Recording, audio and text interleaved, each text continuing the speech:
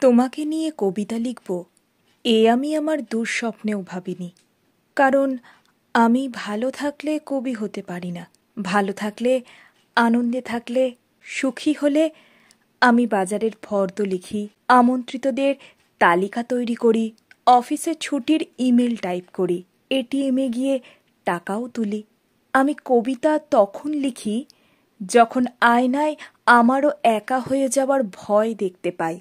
আমি কবিতা তখনই লিখি যখন চেনা মানুষের জামার গন্ধে অন্য কাউকে খুঁজে পাই। আমি কবিতা লিখি বৃষ্টির সঙ্গে চোখের জলের হাড্ডাহাড্ডি প্রতিযোগিতায়। আমি কবিতা লিখি বিশ্বাস নিরুদ্দেশ হলে, প্রেম কাপুরুষ হলে, মন ছিন্ন ভিন্ন হলে। আমি কবিতা লিখি খুব আপনজন পর হলে। আমি কবিতা লিখি তুমি রাত ছেড়ে গেলে।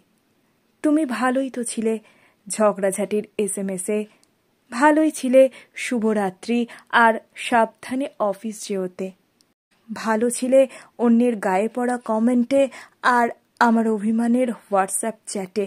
কেন খামোখা কবিতায় আসার এ জেদ ধরলে? এখন রোজ ছন্দ জমায়, ব্ল্যাক ভার্স দেখা যায়। এখন রোজই আমি কবি হই, খামখেয়ালি হই, কাঁপুনি দিয়ে জ্বর আসে, চোখ শুকাতে সময় লাগে। শুধু আমি আর প্রেমিকা হই না, আমি এখন কবি হই, প্রাক্তন হই, ডিপ্রেশনে আক্রান্ত হই। শুধু আমি আর তোমার হই না।